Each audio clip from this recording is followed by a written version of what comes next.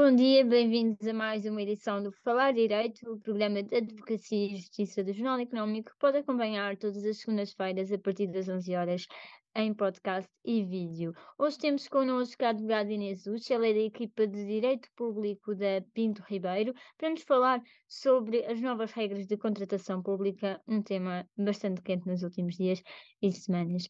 A Inês, começo aqui por sintetizar. No fundo, em 2021 foi criado um regime especial da contratação pública. Em novembro do ano passado, ainda é estranho dizer do ano passado, mas é assim, houve aqui uma mudança também, quer no regime especial criado, quer no geral do Código dos Contratos Públicos. Estamos num período em que, mais do que nunca, se calhar diria assim, estas leis são cruciais. Sem dúvida. Dizer que percebe-se a razão de ser destas alterações sucessivas, quer ao CCP, quer a estas medidas que, sendo tão recentes, passado um ano, estão já a ser objeto de alteração, precisamente por estarmos num contexto em que se identificou como um dos principais, não diria obstáculos, mas desafios à concretização dos grandes investimentos que o país tem para executar, nomeadamente ao abrigo do PRR, uma simplificação, uma necessidade de simplificação administrativa de todo o enquadramento em termos de contratação pública.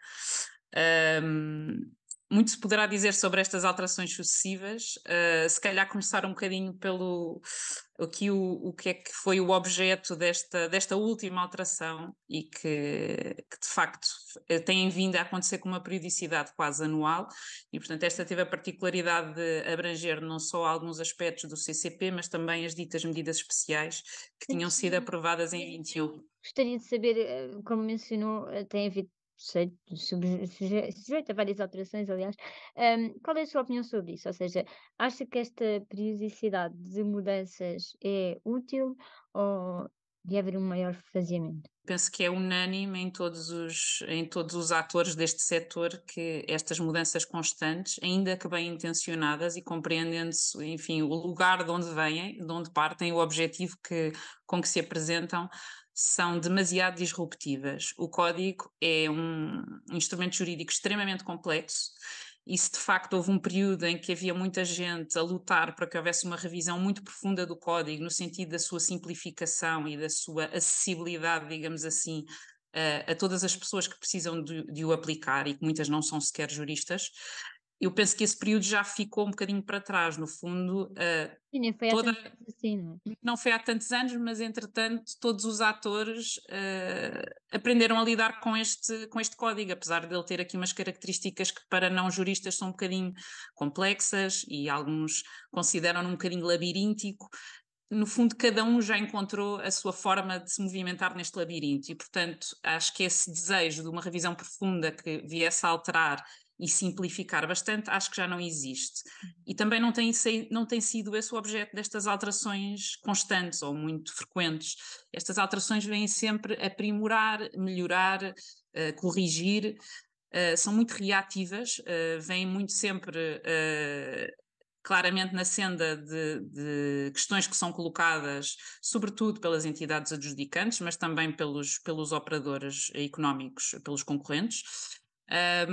Mas acaba por ser, por um lado, muito difícil para quem aplica o código diariamente, tem de ter um cuidado enorme na verificação de qual é a versão aplicável ao caso sobre o qual se está a debruçar, porque depois sabemos que a aplicação no tempo é particularmente complexa, porque geralmente as alterações aplicam-se aos procedimentos que sejam lançados após a entrada em vigor da alteração, portanto significa que nós vamos ter alterações que estão em vigor, mas ainda temos procedimentos a correr praticamente simultaneamente, mas que se regem por uma lei diferente. E, portanto, tudo isto se reveste de uma complexidade que no fundo vem agravar este caráter já complexo que o código trazia de origem, enfim, enquanto opção jurídica que foi tomada na sua elaboração, estas alterações constantes não ajudam a simplificar um código que tanto é utilizado por uma grande empresa pública com sede em Lisboa, como é utilizado por uma junta de freguesia em Trás-os-Montes. Eu dou este exemplo sem nenhum demérito para Trás-os-Montes, mas que explica bem as diferentes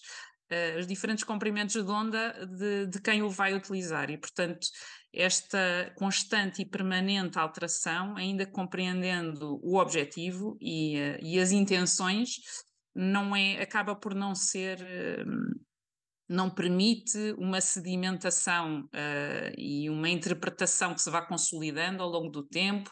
Também em termos jurisprudenciais, não tem produzido, infelizmente, os efeitos de alguma uniformização que também seria desejável, e continuamos a ter jurisprudência bastante contraditória para temas. E depois chegamos ao final do ano passado e há aqui uma nova mudança. Convém sintetizar então aqui estas alterações, porque há aqui a questão das chamadas medidas especiais,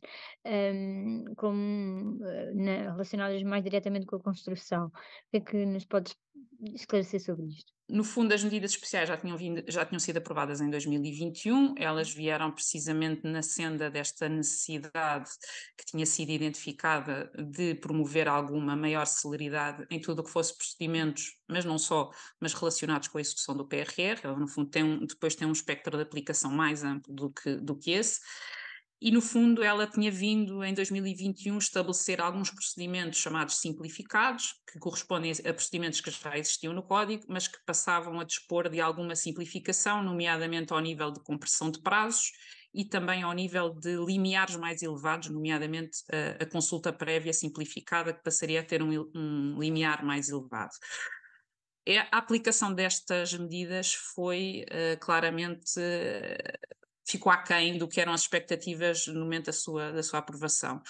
O primeiro relatório do Tribunal de Contas foi, aliás, esmagador nesse sentido, porque veio dizer que, de facto, a percentagem de contratos em que elas tinham sido utilizadas dentro do universo e, portanto, restringindo ao universo onde elas seriam passíveis de aplicação, portanto, contratos até aos 750 mil euros, era inferior a 1% e, portanto, havia aqui um diagnóstico de que estas medidas, de alguma forma, por alguma razão, não teriam sido muito utilizadas.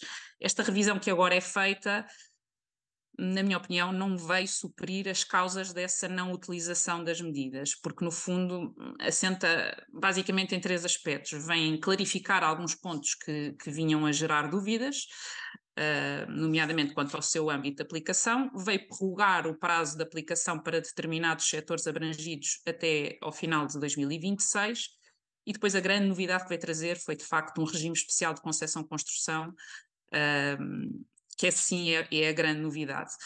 Mas relativamente ao figurino que existia, não foram introduzidas mudanças de grande monta.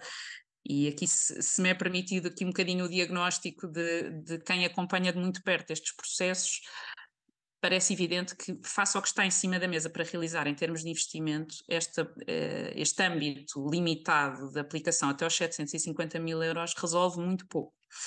Há muito pouco. As ambições são grandes, mas depois na prática há aqui um limite inferior àquilo que seria desejável.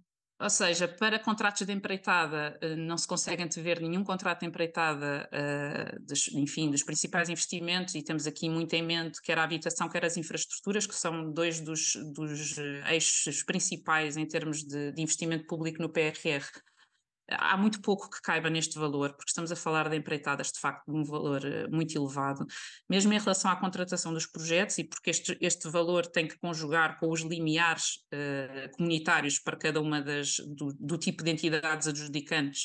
No caso dos serviços, na prática, acaba por baixar bastante para um limiar de 214 mil euros ou de 139 mil euros, se for o Estado diretamente, e, portanto, há muito pouco que caiba dentro deste valor. Por outro lado, há também o mito de que todas as entidades pretendiam uma liberalização dos ajustes diretos e das consultas. Eu acho que também foi um bocadinho desfeito com esta pouca aplicação, porque, na verdade, as entidades neste momento sentem-se mais protegidas em lançar concursos públicos. Eu sei que isto é um bocadinho uma opinião contra o que se ouve diariamente, que existem muitos ajustes diretos. E também As, para isso que aqui estamos. as entidades públicas são objeto de um escrutínio elevadíssimo neste momento.